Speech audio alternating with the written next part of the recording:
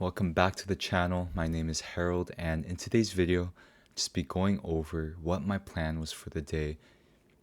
I ended up taking a trade, but I cut it right away just because by the time I got into the trade, the risk to reward was pretty unfavorable to me. I'll show you guys what I took in just a second, but today's going to be a short video. Just going to go over my plan for the day and then go over the order flow and call it there. But just coming into the day, price was opening exactly at this previous day value area high. When prices open, or actually it wasn't opening here, this is when I was actually looking at the charts in the morning making my plan. So I told myself, okay, I need to actually wait until 6:30 to be able to see if price ends up opening lower or higher, right?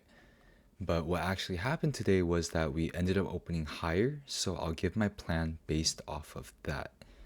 So the plan was pretty simple. We were opening above the previous day value area high, right?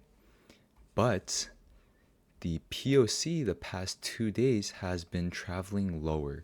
So the higher time frame or just value of the market was traveling lower, but price was showing higher, right?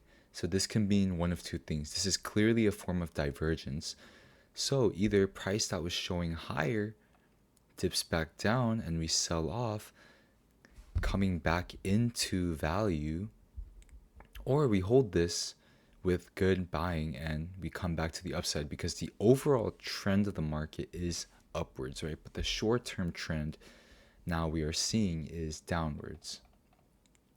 Because price was opening above, I said if we were able to hold this level, previous day value area high, 71.39, I was looking to target this level right here, 71.65.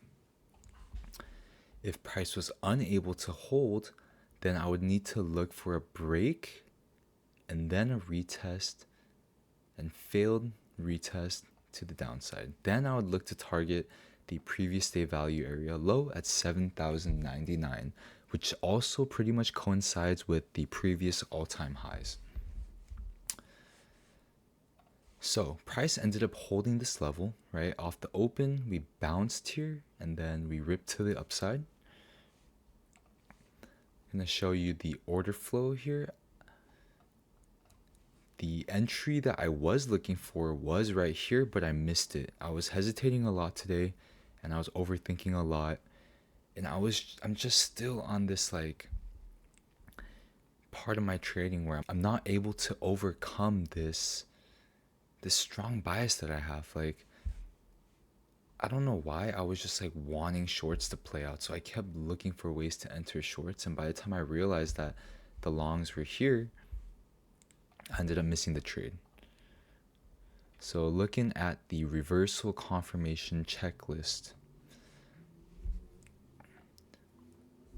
first thing we get, right? So this is market open, this candle right here. We first get a hold of price. Price holds, we attempt to move higher, we fail, and as we're coming down here, we see sellers get absorbed.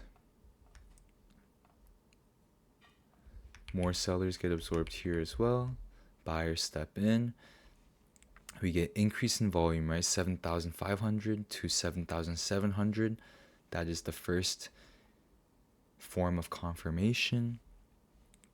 We get aggressive selling step in, but price is not fully able to just break down here. Now we get a decrease in volume, but we don't get the shift in delta or the divergence yet. So we have to wait, but we do get absorption.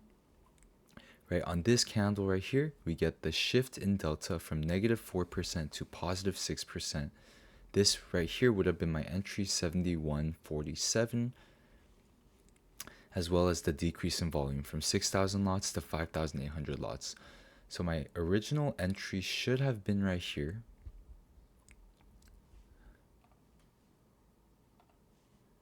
But I ended up chasing the play and entering right here.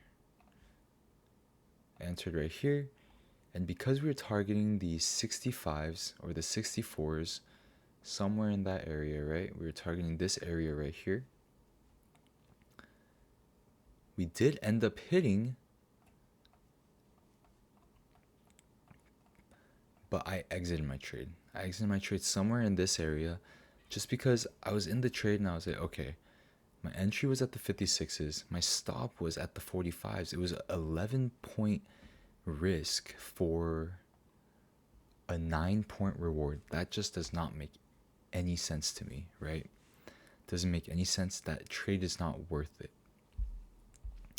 So I was like, you know what? I'm just gonna cut this. Like, there is a high chance that we take this higher because, right, we get the confirmation down here, we hold the previous day value area high, and now we hold here again, right here, we hold, and then we get aggression to the upside and increased volume, showing that the participation is moving upwards and not downwards. So that was the trade that I took. I ended up cutting the trade. TP hit. If I got the proper entry, that would have been a 20-point play easily. Did not happen, and it's okay. So just looking at the actual trade itself, as you can see, we lost $30. I mean, I would consider this a break-even trade just because I cut it early, but you know, a loss is a loss. 5 contracts traded, 1 point lost on the trade, and the plan R multiple is 0.76. So yeah, it just didn't make sense to me to be taking this trade. We're in the trade for about 4 minutes until we cut it. So that is it for the day. That's the only trade I had for the day, and you know, it's been tough, but just trying to get through it. Like, I feel very, very misaligned, and I don't know if it's because I'm so focused on the aspect of taking less trades and making sure I take less trades that I just can't seem to follow my plan. Maybe my plan is too vague. I don't know. My plans are very good though. Like, the plans that I set for myself, I give myself usually 2 options and one of them ends up playing out. Like, the plans are fine. It's just me. I just can't seem to follow my plan. So that's just something that's been on my mind and something I'm trying to work on constantly. And we'll get better at it. So yeah, that is it for the day. And I hope you guys had a good trading session. If it went well, you should comment down below what went well.